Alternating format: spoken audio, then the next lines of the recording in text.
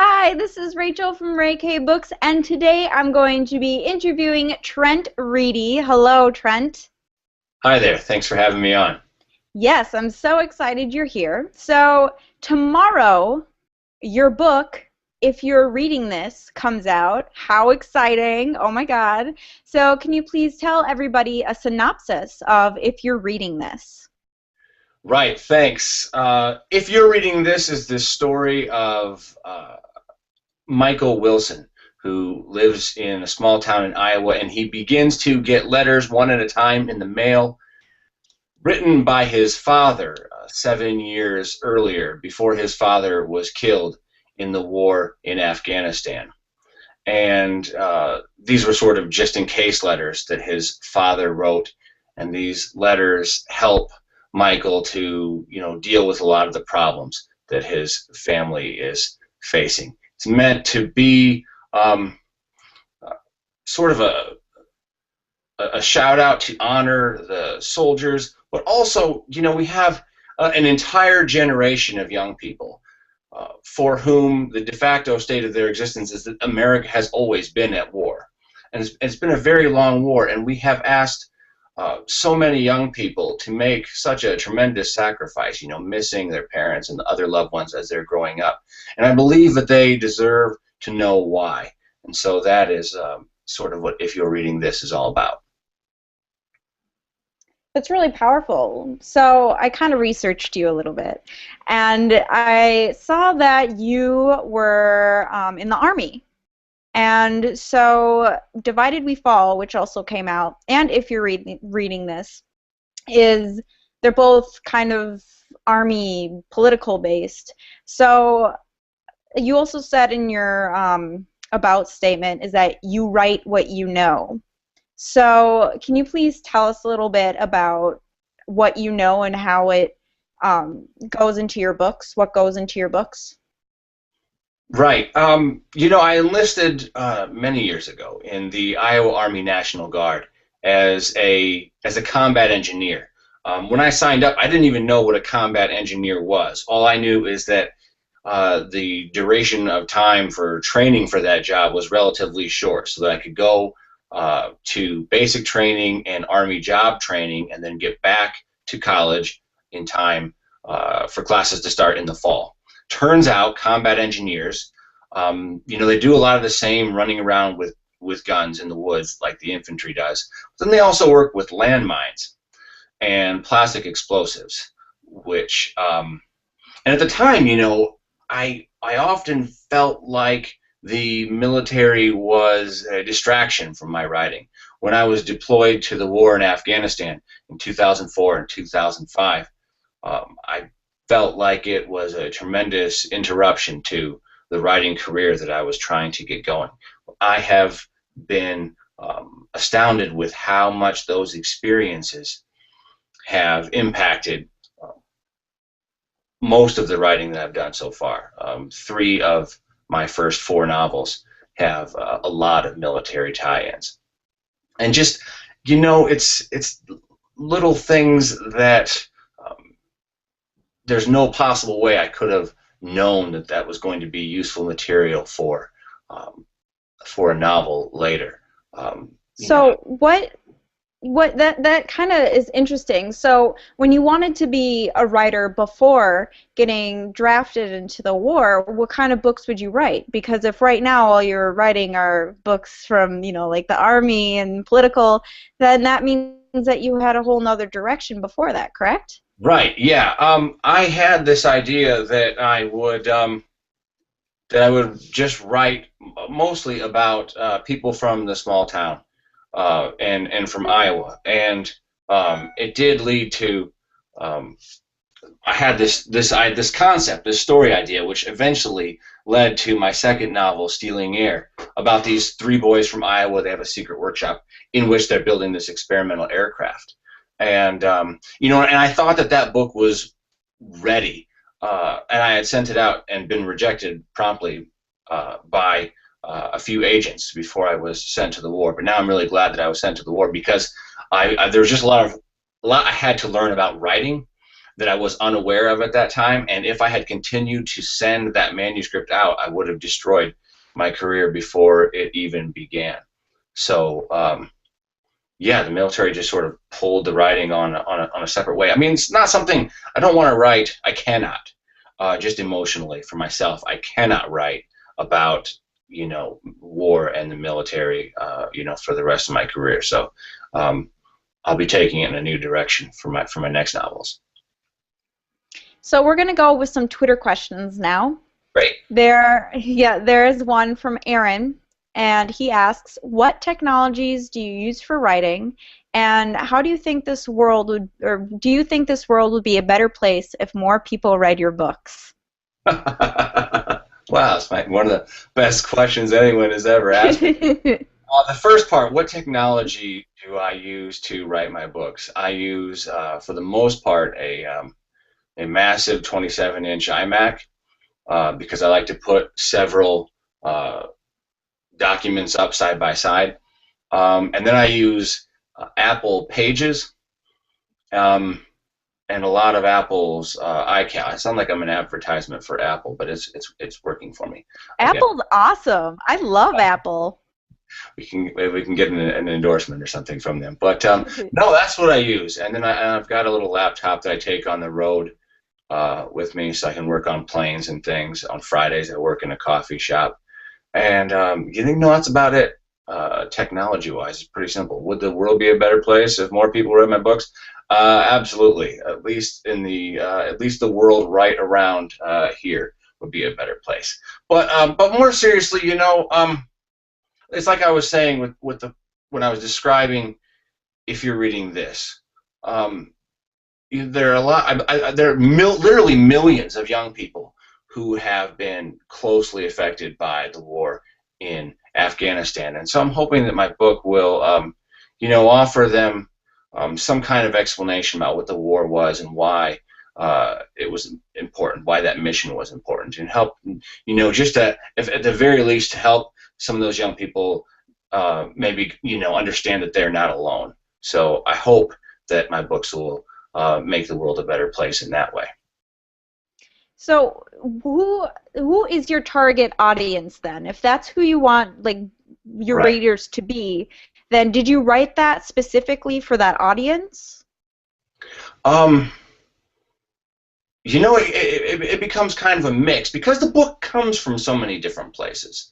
If you're reading this, has letters from the father to the son. So and a lot of those letters are based very closely from the experiences that I had in the war. They come right out of my war notebooks, and so that's like me writing those letters a little bit. But then some of the things that the father says are things that my father said to me. So it's kind of a weird mix of generations and things. And so in the same way, I think that the audience broadens out as well. I have a lot of soldiers with whom I served that are quite interested in the book. I have a trilogy going on as well. This is the first book, Divided We Fall, and which came out last January, and the second book is coming out this coming January, which I thought was an upper YA. I thought, we're going to have high school and adults reading it. But I've received letters from readers as young as 10, which made me a little bit nervous, but hey, whatever you're into, kid. And then I've heard from people in their 40s or 50s or something. So I've been really surprised by the wide base of readership, at least with Divided We Fall. That is very shocking, but also, I mean, it kind of, from what I've seen or heard from you talking about it, is it really hits points in different age groups, and it's something that can be relatable. So anyway, now we have more Twitter questions. This is all by one person, so I want to give a special shout out to Aaron Myrtle Murr. So thank you so much for asking all these questions. You're kind of hogging up the spotlight here.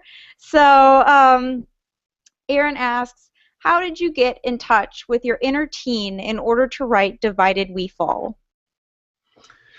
How did I get in touch with my inner teen? When I was younger, I thought that I would reach a place in my life where I would feel like I was grown up. Where I thought that I would reach a place where I'm like, oh yeah, I'm as old as my father was when I had this memory from high school. So I must be an adult. No, I just still feel like the kid from high school. Really, I have you know obviously more experiences now. A lot more, unfortunately. But I don't know. It just never. Maybe I'm just an extraordinarily immature person. Um, but part of the reason why I like to write for young people, why I like to write middle grade or young adult books, is because I believe that those characters that are featured in those books are going through, and people of that age are going through the most amazing and critical time of a person's life. Growing up is the greatest adventure that we have, and I think that those times in our life we really decide who we are and who we're going to be, and we put different experiences on top of that, but the core, I think, of who we are gets established in those times and sticks with us for many years to come. No matter how much someone might want to deny that, it's very important. So, do you read any young adult novels yourself? And if you do, who are your favorites? Oh wow, yeah, I read tons of YA and middle grade. Um, and you're gonna ask me who are my favorites, and I'm gonna blank out. Okay, I just read a fantastic young adult novel called Strange Sweet Song by Adi Rule, which was just beautiful and amazing. And then I'm going to blank out on this author because I have a very terrible memory sometimes in these ways.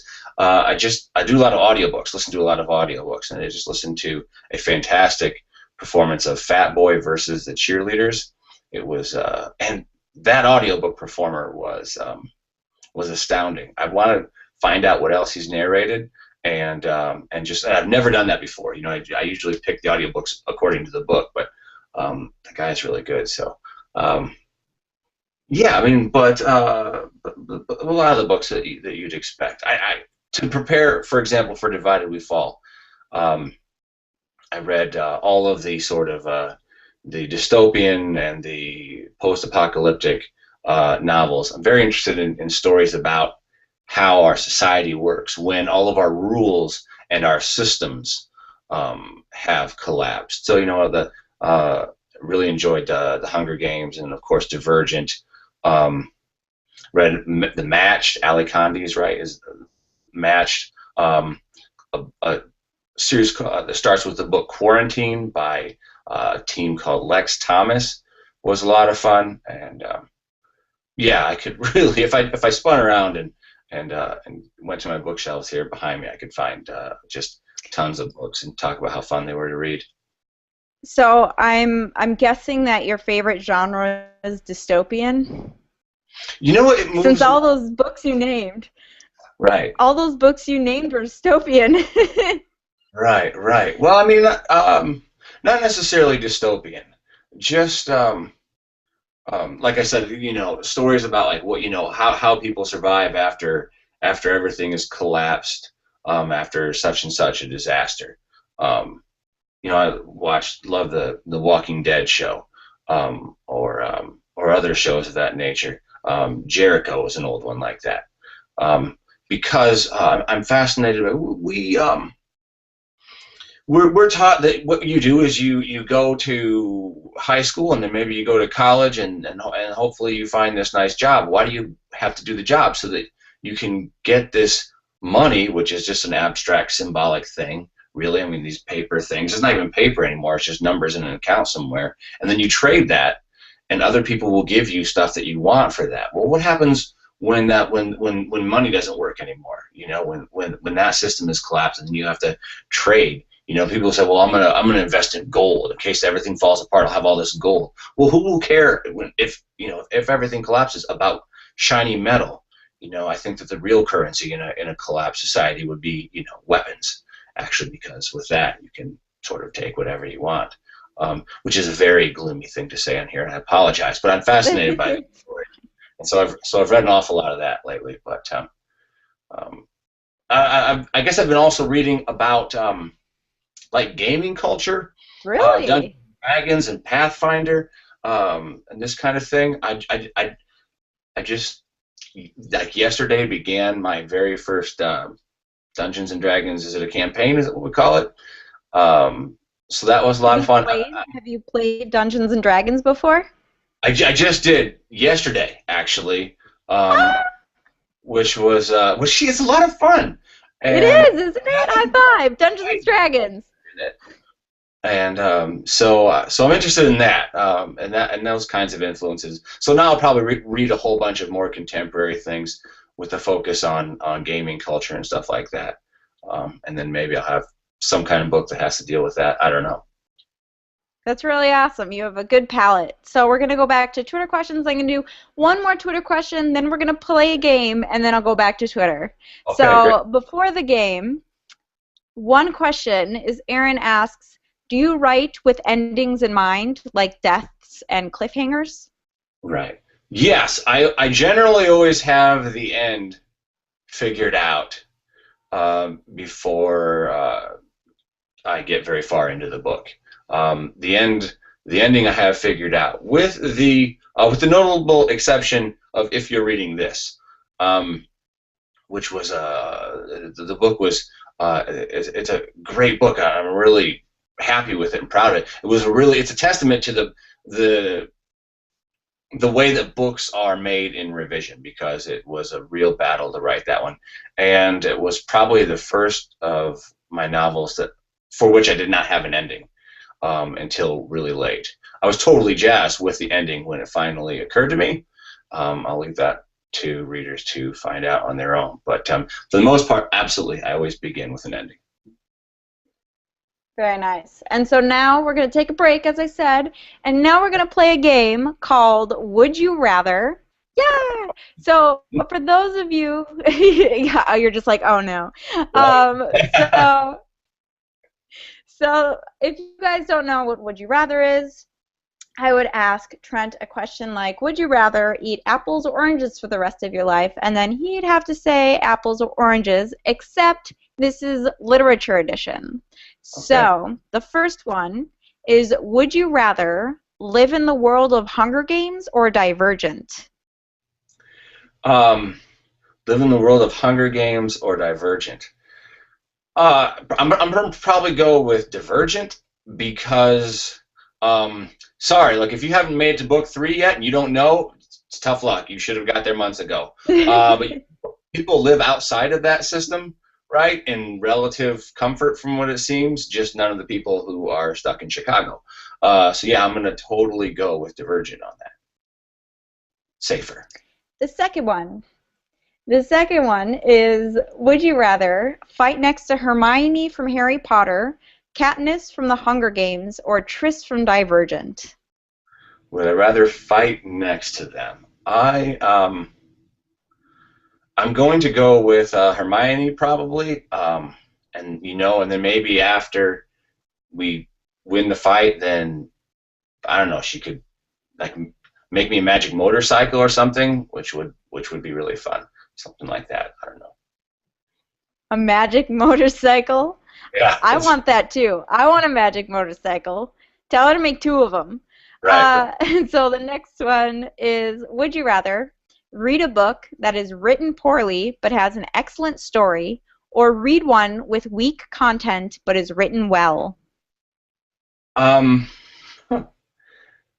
It's hard to separate weak content and written well. What I assume your meaning is like a really enticing prose style, and I'm probably going to go with plot. Actually, I need something to happen. It can be, if it's really beautiful language, and fascinating, metaphors and things like that, but they're just kind of walking around and talking or thinking and nothing's really happening, nothing's changing, then that becomes a challenge to read. And the fourth one is, who would you rather have as a child, Harry Potter or Hermione Granger? Okay, so well, this is really tough because Harry Potter, then the Dark Lord's going to come and zap me. Okay, if it's Hermione, then I'm not going to remember that I have that child when she comes and obliviates my memory out. But at least I'd be alive. So yeah, gonna go with Hermione once again. Very Say, nice. Yeah. And I was actually gonna say the ending to Harry Potter, like what happens, but I'm like, no, shouldn't say it.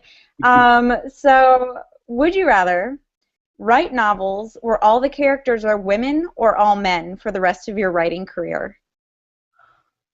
I'd rather write. This was.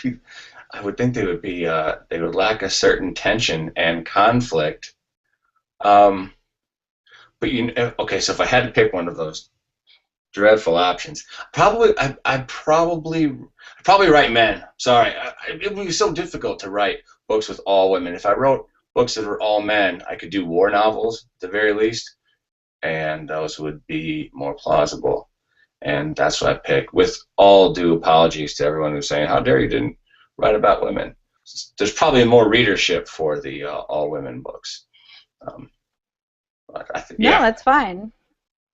I think that all man book would be good. I don't read them, but I mean, if somebody wrote one, that's my point. I'd be open to it.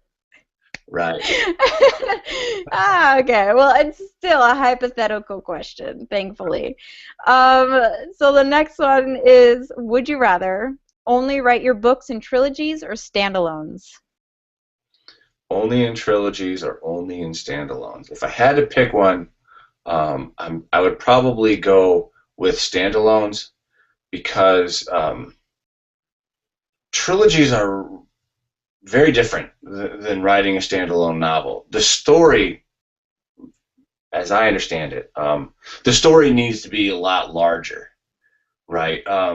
So with Divided We Fall, it is the story of a 17-year-old kid in the Idaho Army National Guard who fires the shot that leads to the end of America, right? And that's a big story, like this kid getting wrapped up in the events, as America collapses. Whereas, my second novel about the boys that have a secret workshop and they're building a plane, that's going to be more difficult to stretch that out over 3 books. And I don't think I have that many really large stories. So if I had to pick only trilogies or only standalones, then we'll just write them one at a time. Would you rather write a book without using conjunctions or have every sentence of your book begin with one? um, I think I would try to find a way to skip conjunctions rather than always starting, because most of them would start and, right? And that it would. I think that repetition would become tediouser than leaving out conjunctions altogether. It's a good grammar question. Number High school English. Fantastic. No problem. That's what I'm here for. Here to stump you. Right. So the next one is, where am I? Okay. Would you rather write a plot twist you hated or write a character you hated? Write a plot twist I hated or a character. I would probably rather write the character that I hated. Again, I'm kind of, if the plot's not working, then I don't feel like the story really works for me. And so to have an integral plot twist or element that I hated, it would kind of ruin it for me. And then the last one is, would you rather a super successful movie be made from one of your books or a Yeah. long-lasting television series? Right. This is a good question that I have to think about all the time. No, you know Which what though? success? Right. I'm maybe I'm really silly, and my agent would be screaming, "No, it's the wrong answer." But I think I'm really intrigued by the television series because, you know, TV has gotten sort of amazing in, in the last, I don't know, decade. Now that we can easily, like, store all the shows and watch them all in a row, um, they become like these really, really, really long movies. Um, Instead of, I think in the past, maybe, 20, 30 years ago, it was much more episodic, and you didn't need to see episode 5 to understand episode 7.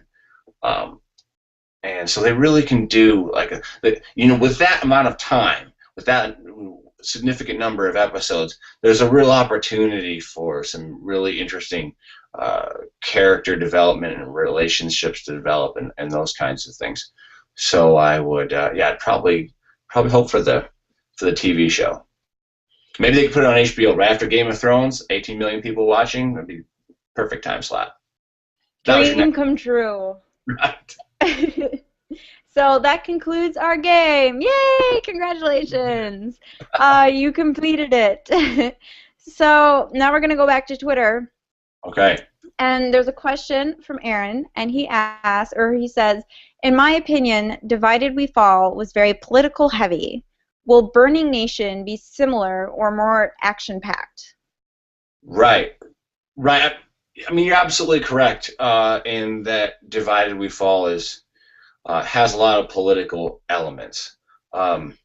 Because what I wanted to do with this trilogy was study the way that, when anything really hugely newsworthy, which generally means sad or tragic in some way, happens in America, we immediately have to figure out whose fault it is and who we can blame. Solving the problem is often secondary for Americans, unfortunately, and we get on to like Facebook or Twitter and immediately argue about who we should blame and which political party is responsible for this. And so I wanted to capture a lot of that in Divided We Fall. So between several of the chapters, a lot of the chapters, there's what I call media noise. It could be radio clips or, kind of like Facebook posts or television shows, all kinds of things. And so the politics certainly come into bear. And they do hang around for book 2. It's going to, as the trilogy progresses, the politics will begin to matter less and less because the systems are breaking down. The political system that we have and the news media and social media systems that we have that sort of broadcast this politics to us, that begins to break down as well as things descend into chaos. But it will continue to be a factor throughout the rest of the trilogy, certainly in Book 2, Burning Nation. Speaking of Book 2, do you also have a Book 3 year release or date release, or are you working on it now? Right. I am working on it now. I am going to meet my first draft deadline. I am. Faith bulb. Yeah, I will make it. And no, but Book 3 is called The Last Full Measure.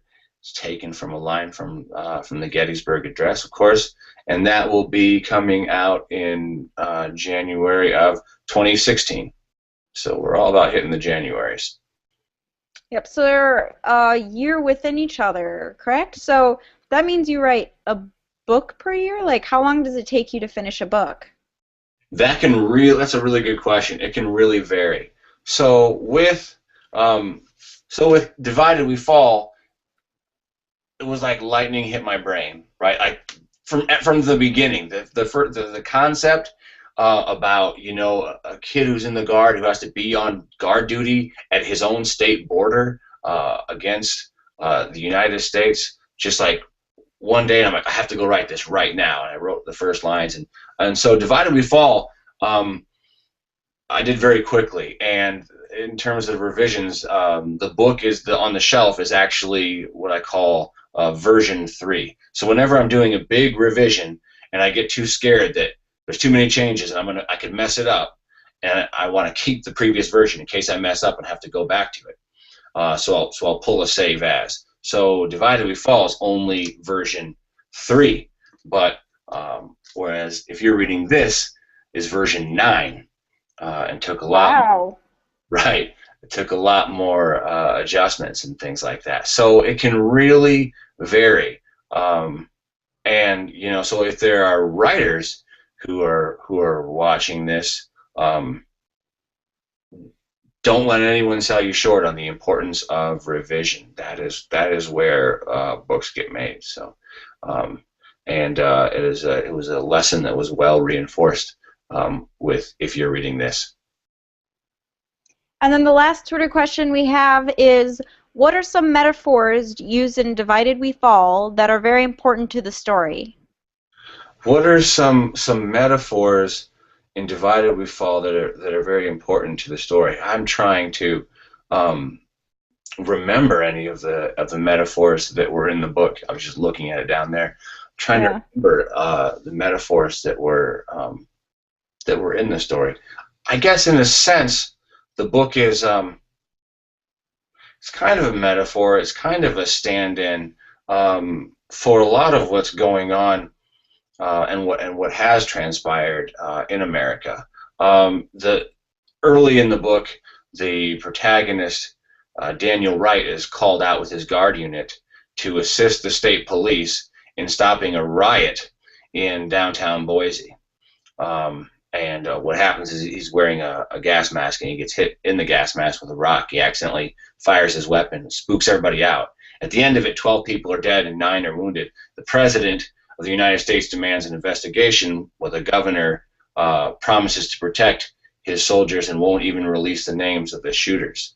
And just so a lot of things that happen in the book pop up in the news all the time. I keep telling readers and stuff like, wow, hey, Divided We Fall is not a political how-to book. It's kind of the opposite of the way things should go.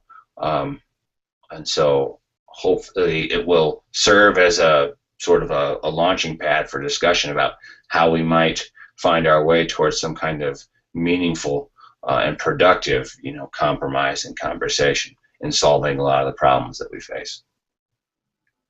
Alrighty, and so my personal, actually, no, there's going to be 2 questions that I have.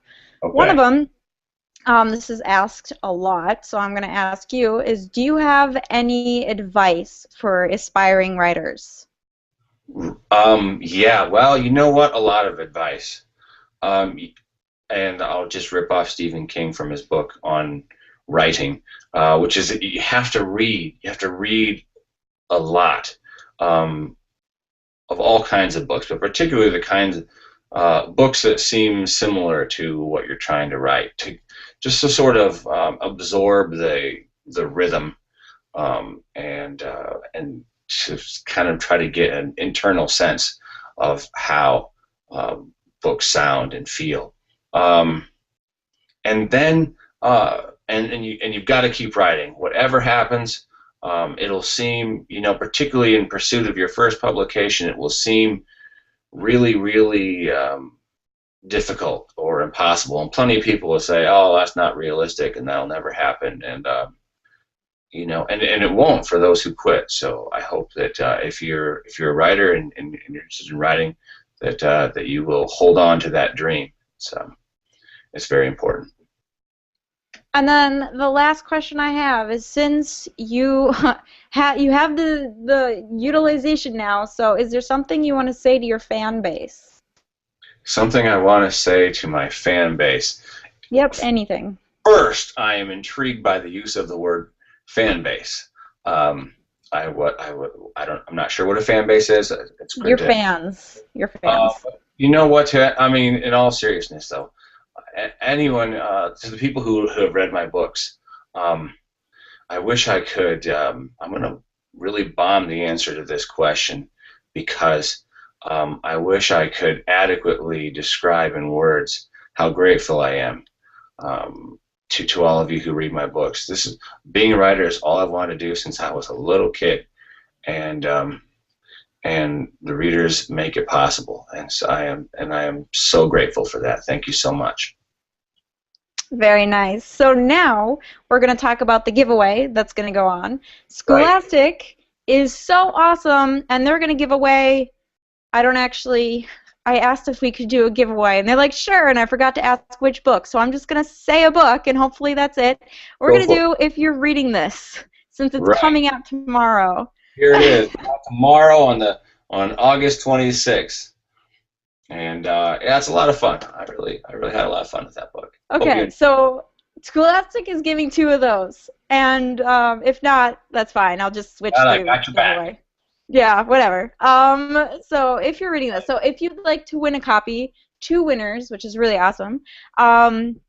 This live chat is going to become a YouTube video, and when it becomes a YouTube video, I would like you to comment on that video, and then I just realized you don't have a Twitter. You do have a Twitter, so I'm So, going to use this. The second thing I'd like you to do, this is optional because not everybody has a Twitter, is to follow Trent on Twitter and then comment with your username so I can verify the entry. And I will put his username in the description when I have a chance so you don't have to Google it. And this is USA only. Sorry, Canada and international, maybe next time. And we'll end a week from today, Monday, August 25th. So a week from today, I will choose two winners. And that's it. Thank you so much, Trent. I had a wonderful time talking with you. great. Thanks a lot. It was really a pleasure. It's a good time. All right. I'll talk to you later. Bye-bye. Bye.